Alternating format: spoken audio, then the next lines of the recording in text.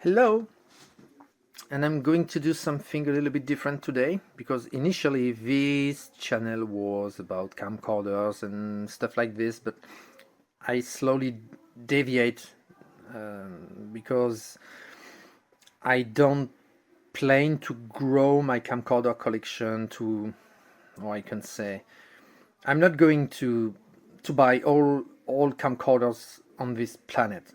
So at some point I have others interest than camcorders, but we will see that it's not that a big deviation. So recently I come across 4 machines. Maybe you see the previous video about the GVC U-Matic. Well, UVCR. Matic was the Sony brand name. But I also pick this 2.1 and this one too. I'm currently working on, as you can see, and I'm going to talk about. And if I do these videos, well, this video it's for, let's say, for my memory. So here we have a BVW 75S, and if you wonder what the S is for, well, this is for SECAM. So this one takes composite input and output SECAM. So it was for France and mostly any country that used SECAM. So yeah, I was questioning myself if Betacam SP ever existed in SECAM flavor. Well, yes. Yes, they did. They did. But as any Beta SP, they of course also take an output analog component. So yeah, I'm just speaking for composite here. Composite input and output is SECAM, and that's that's a bit unusual. And this one is mostly the same. This is the 70S. So this one like the dynamic tracking feature, but they basically are exactly the same, minus dynamic tracking. So this one had an issue, and that's why I want to keep a track on it. This one had a chroma playback issue in composite. I didn't try it in component for now because I don't have it's not easy for me at the moment to try the component output, but I guess it would have been the same in component. So the problem was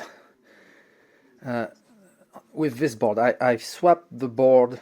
This is the DM56.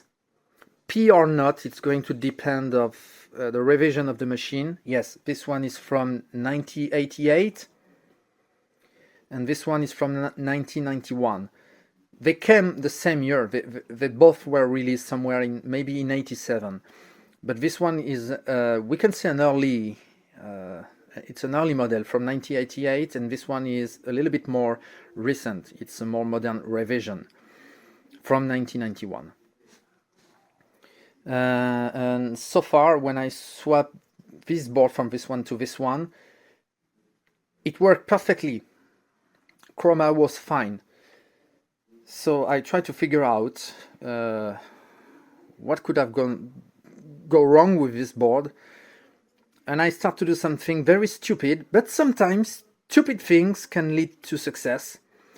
I start to mess with adjustment. So by taking, of course, I take place of variable resistor before fiddle with them. But I had a better success. Now it's usable. This board is now usable. It's not perfect. There's still a lack of gain in chroma. So this board still have an issue. I will have to try to understand why. But for now it's usable. So for my memory, the adjustments that solve my issue, and yeah, I forgot to mention, the chroma issue was just with oxide tape, so speaking Betacam. Metal tape, so Beta SP tape, they played absolutely fine. The problem was just with oxide. So the conclusion was it wasn't the video, well, it wasn't the chroma heads. And really this board. So this adjustment here, we can see it state oxide, and this is basically the equalization. As you can see, this board, this tiny board is labeled EQ29. Yes, 29.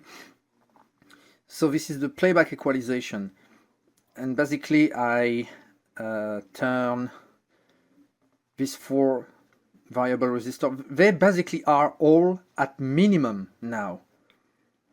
Well, physical minimum. I don't know electrically what it means. Does it increase, decrease? I don't know. It might be increasing, but physically speaking, they are minimal. They are in minimum position. So this first set of 2 variable resistors are for regular tracking, the linear tracking. And this 2 set is in dynamic tracking mode. So you have to adjust for each playback mode, with dynamic tracking or without. And this side, you can basically cut this board into this side is probably, all of this side is probably for chroma playback, and this side is for luminance. So I readjust some stuff too for playback to get rid of some streaking and stuff like this. So now it's a fairly good board now, and also some bad capacitors. I will probably put some picture to show what the mess it was here. And it's these budge capacitors. That's from factory, and you also have some here that I've replaced. This one. So sometimes on this board, depending of the year, you're going to find some of them have leaked, and they did some serious mess. Luckily, the electrolyte of this capacitor, I'm speaking of the dark blue Elna, like this. Their electrolyte is not very destructive. It corrodes tin, but it doesn't corrode copper, and that's very, very fortunate, because it doesn't do any damage to PCB, but it's corroding the tin. I will include some picture. We'll see what I found. It was just I wouldn't have to expect something like this.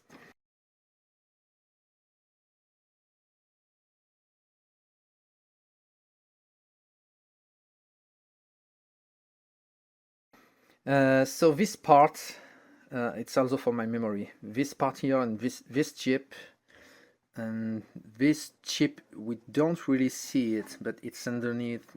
We can spot here a little bit. So they are for the dub connector. So they don't really have an impact on demodulated playback. But this is for the dub connector. This side is for luminance, and this side is for chrominance. So if you know pneumatic stuff, you know there's a dub connector, and it basically output, let's say, a proprietary S-video signal. Betacam SP is, or even maybe Betacam. I don't have any plain Betacam machine, but I think they also have this dub connector. From my understanding, it's outputting RF. It's a direct RF output, dubbing from A to B. So there's no demodulation or anything. It just takes the raw RF envelope and copy from A to B. So with what we can say, the very, very minimal loss. Really the best way you can do in analog. I think I have to yeah, I speak about this adjustment too. I don't remember how they are paired. They are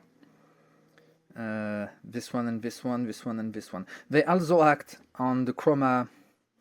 I think this is the chroma gain. This is the chroma gain basically. And I also, they were close to be set to maximum, and they are basically now at max. And they were very close to be initially, so I just increased, and yeah, I just got chroma getting better and better. For the moment, I think it's all about this one. So the problem was chroma. So I don't know.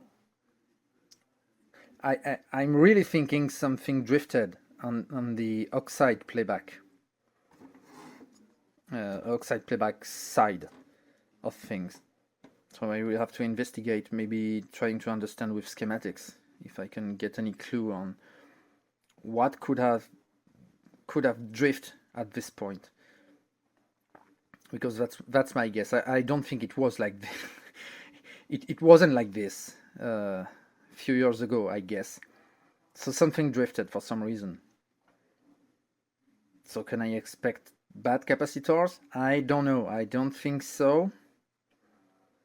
But definitely something drifted. So I'll have to figure that out. So this one, I don't really have much to say because I didn't try it for now, apart of taking this board when I did my testing. The loading belt is missing, so for now I know it turned on because the seller turned them on just to show me the turn it on. But considering the price it was asking for the whole lot, I just didn't care. Even it was a bargain. Well, it was really a bargain. It was a lot of things. It's not just this machine, this one, and this one. I also got some other bits here. I will maybe show them. Yeah, especially one in particular. Oh, I was on the point to fall. My knee started to fall asleep being in this position. So yeah, not much to say about this one. Maybe soon, once I finished this one, and more specifically this one. This one is the most interesting, and of course it's the most problematic. So yeah, maybe I will speak a little bit about this one when I come across and do some tests with it. So now, let's talk about the oddball. This one is an oddball. So this one is a BVW 75, but not strictly a 75. It looks like a 75, it smells like a 75, but I think trained eyes would have probably noticed a difference. Here, for example. See on this one, there's a control here. Input select. Oh, component, composite, CTDM, or well, this is the dub connector if you wish. And oh, there's no such thing here. Yeah, because this one is, well, it's Thomson badged, but this one is basically, this is a BVW D75, and as you can see, the major difference, well, if digital. So this one is an hybrid. This one basically speaks SDI. It takes SDI input and output, and the only analog output on this machine is component, analog component, just meant to be used for a monitor. So this one takes digital component, record in analog, and playback in digital. Convert analog to digital for playback. So it's a bit of an oddball, early early switching machine, if we can say, meant to be integrated in a digital chain. So of course this is the most interesting one, because for modern use for archiving, yeah, you can just use SDI directly. It does all the work. Output the 4 audio channel on SDI or AES EBU. You can switch, you can select the output mode somewhere. I don't remember, maybe it's on the front or behind this panel. I don't exactly remember, but well. And of course it was, it's for the moment, it's the most damaged machine, because it didn't turn it on at all, absolutely nothing. So came across the power supply, start to track down what happened. So first check if continuity in this area, see if the breaker didn't completely broke, and it wasn't the case. So basically mains come where it's supposed to. The power switch is working, also do its things. Oh, that's for my memory too. Very broadcast thing.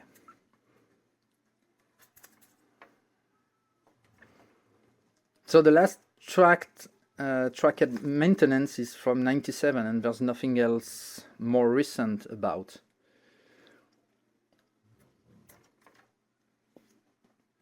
So to continue with the power supply, then I came across the primary sideboard, and to check the rectifier bridge, and sure enough I found the short between plus and minus. Ho! So I desoldered it, I checked, and no short, so the short has to be somewhere else, and of course it was. And Sony decided to use, on the primary side, it's a bit unusual, after rectifying, they decided to use VDR, or also known as varistance. I don't know if I can focus better on that.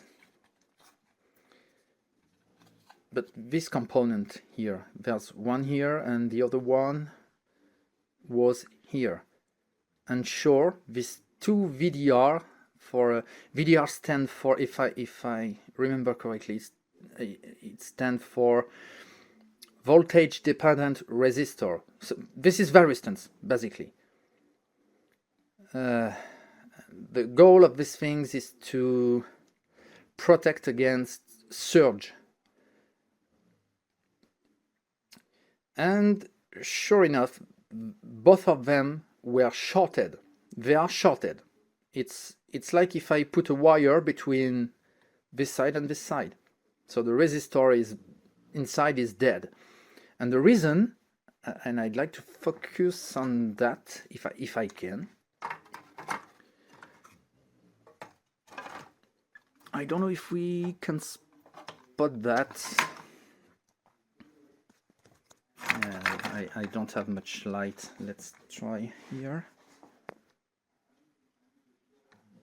No, I don't think this is very obvious, but there's some green spot on the legs. I removed a bit of them, but we can still spot a little bit here. So some corrosion grow on these components for some reason, and my guess is the corrosion got into the component itself and shorted. So I bought some replacement. I had to guess what they are, because there's, sadly for the D75, there's no service manual. There's the how they call that? There's the first volume. The first volume is available, but the second volume with all the schematics and everything, you can get it for this one. So I had to guess, and No, I can't focus. I had to guess what kind of resistance I can set here, and so the clue is voltage of main capacitor here, because that's basically where they are. They are between plus and minus of each capacitor here. So basically they protect everything after this after this point, after rectifying.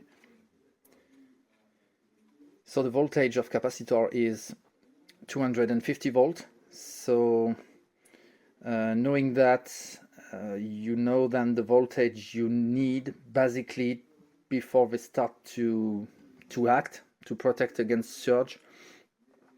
I took a margin, because if it's 250, I think we can expect 240 maybe. So I took 240 volts resistance. So this means then they will start to act as a voltage limiter when voltage raise by 240 volts. They will start to limit if that happens. So I think I hope it's going to work. We'll see. If it's wrong, then I will simply try another set of resistance I will have to buy, because I don't have. And then after that, I also discovered that disconnecting VDR would normally have solved the problem, and the machine would have been able to turn on. But no, it wasn't. Still it wasn't. So I continue, and I found that this resistor here is open. And according to BVW 75 schematics, I think this resistor is, no, I don't remember. No, I don't find anything. It's not relevant. They don't have the same power supply either, so you can't compare them. So I went on Google and tried to learn a bit more on resistance, and you need to protect them, because sometimes they can go boom if there's no protection. To when they fail, they can I can say that when they fail, they can do serious damage if there's nothing to cut the current. When they go over current, when the current flow over them is increasing, if there's nothing for limiting the current, they can blow.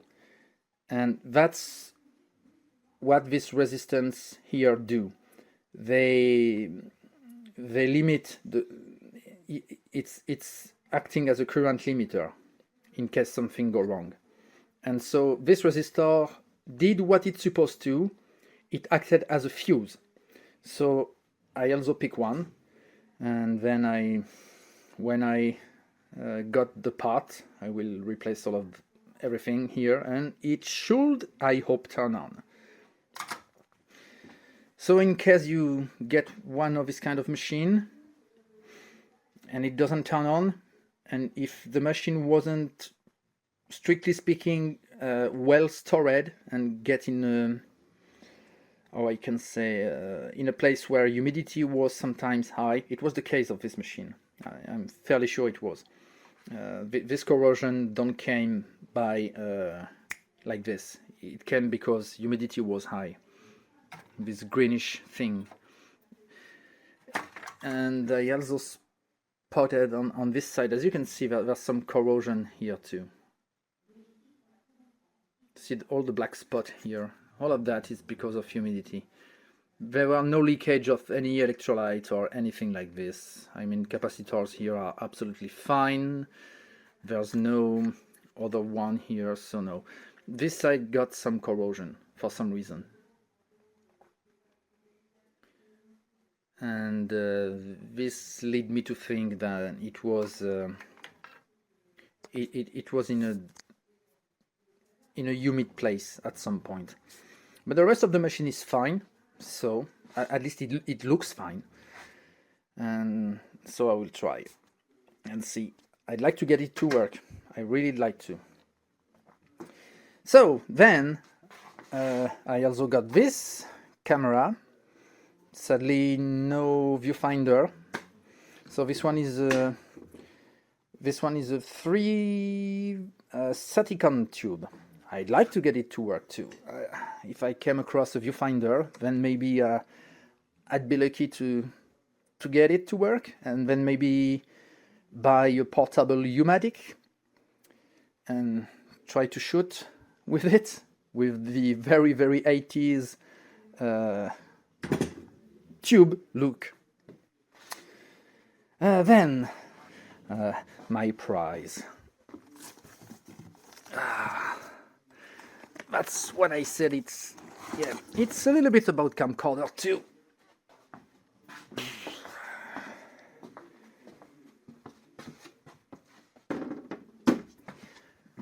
And now I'm officially broadcast graduated. I still don't know if it works. I got a lens with it. A lens, well, it was in very, very bad shape. I work on it. I got it back as best I could. I suppose it was the one that was used with. I don't know. But this one was dropped at some point.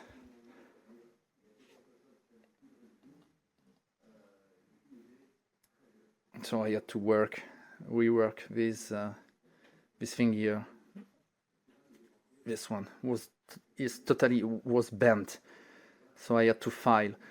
But it's not everything. Basically everything was stuck. The focus ring was stuck. The zoom ring was stuck. The macro is dead. The control. I can say the thing that. First, the macro lens was stuck, and the flange back lens was stuck too.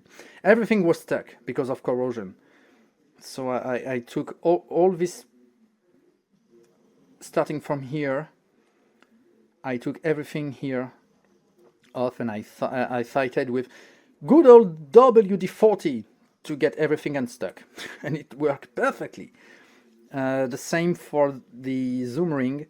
I just spray a bit of WD-40 in this area here, a little bit here, just a tiny drop in various places. And so far, with a bit of persuasion, perfectly fine. And the same for the focus. It was mostly completely stuck. Just a bit of good old WD-40, and yeah, no, it's absolutely fine. Just perfect. There's still a little bit of mold inside, so I could have cleaned all lenses inside. All the rear side of the lenses I've been able to clean, but the front side, no, not much. I don't know how to open. I don't know how to open them correctly. I tried, but no. So this is grease here. It's not mold. We can't really spot it, but there's still a little bit of mold everywhere inside. But it shouldn't be a big deal. It's not that terrible. And so, need to work on this one too at some point, at least to see if it works, because for the moment I don't know anything. I miss viewfinder, I miss an handle, but I think it came with the viewfinder. I think it's viewfinder, microphone holder, and the handle too. So it's all in one. So I have to find it. And I just take a quick look inside the VTR, and everything looks fine and clean. So it seems it was fairly well maintained at some point. And if you're an old Sony stuff enthusiast, yes, they do suffer the exact same issue than any camcorder of this era. The glue of the IR UV filter is melted down, so I have to clean that too.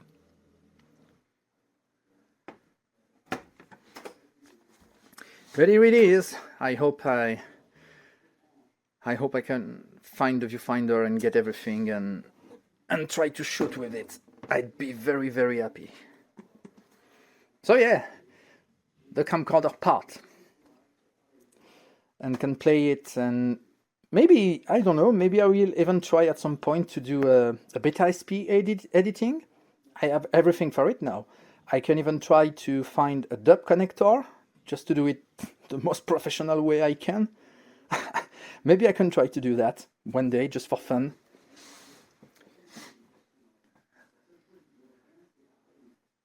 And well, I also got this. So it's just a CD player with a pitch control.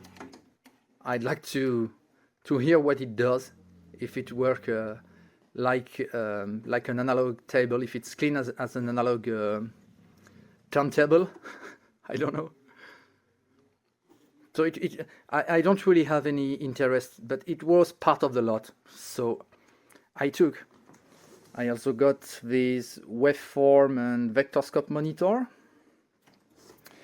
This thing, I have absolutely no idea what this thing is, but again, part of the lot. The guy was about to make some room, so I had to pick this thing, even if I don't know and I don't think I'm going to have any use for it. Here we have a very old vectorscope. This one, it's a tube. I don't know if I don't think we're going to see a lot, but it's tube, vacuum tube. So this one is apparently for NTSC only, and it was used at some point by our French broadcaster network, TDF. This stands for Télédiffusion de France. We can say Broadcast of France. I don't know if it's a good translation, but this is basically what it was. Historically, this was the service that was running all television and radio transmitter. If you want to be broadcasted nationally, at some point you had to deal with them. And and they also provided that I get at some point for I don't know when worldwide broadcast happened, or if they had to transcode something from NTSC to SECAM. I guess they had to use this kind of stuff, and so they had. And now it's here. I don't know if I'm going to do anything with it.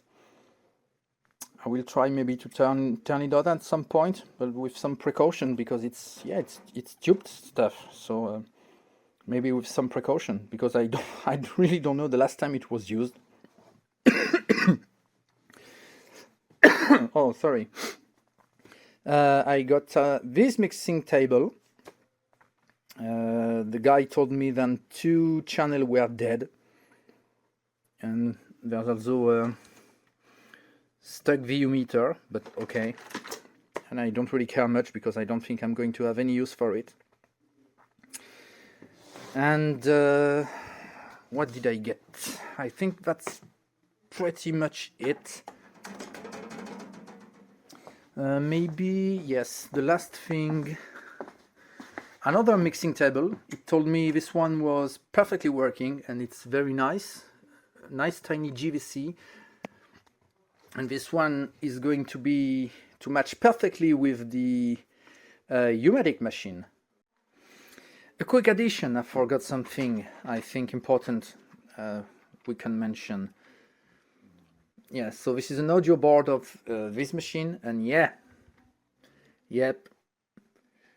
Good old friends, that's the only board that have some surface mount capacitor, and of course, no exception. No exception. No matter if it's the crappiest consumer thing you can get or the highest priced gear you can get from Visera, there's absolutely no exception. They all have leaked, of course, and yeah, so this is another issue I'll have to fix. And luckily, this electrolyte is not that destructive.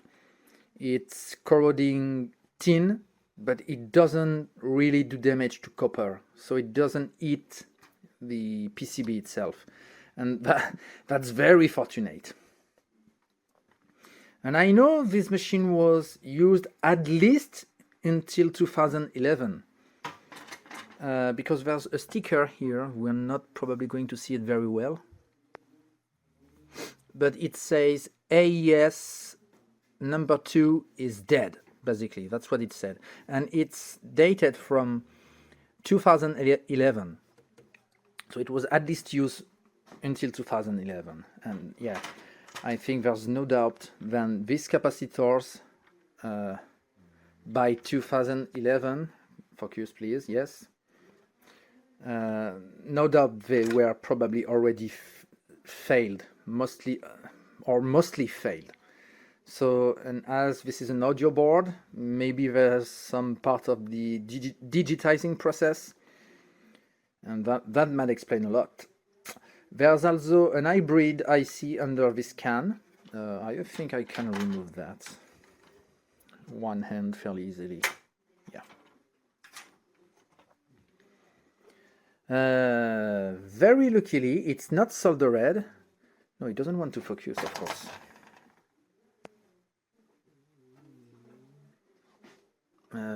Can we see? Well, I don't think we are going to, but it's, yeah, we can see. It's not soldered. It's plugged into a tulip socket. I don't know if tulip is the right word, but in French we say tulip for this kind of socket. Because of course maybe there's some hidden friends under this hybrid IC. So we'll have to check that too. But okay, I think for the moment I said everything I need to say about this one. And oh, okay, because as we are here now. So here here are the SDI input and output. So you have two, maybe it's one or two, I don't know if you can switch between each. So this is input, yes, this is input. So maybe 2 SDI input and 4 SDI output, and the only analog output for a monitor and component, no composite or anything. Or maybe it can also take analog composite signal for a reference video only, but only for reference. It's not going, it's just about synchronization, it's nothing else. And here that's probably the AES CBU output. And yes, this one say time code. So this is a digital output. And they might be AES CBU input. Yes, it's audio input, but yeah, of course. Why I'm just completely stupid. Everything here is said digital I/O. So yeah, everything here is digital. So there's no question. So here it is. Okay, this time I think I said everything. Oh yeah, I just maybe forget just to mention, because I forgot it. I also got this amplifier. So this is a public address amplifier. I think I will have no use for it, but was in the lot too. Okay, this time I think I didn't forget anything. Okay, yeah, I think, yeah. So this time it's the final bye-bye. So bye-bye.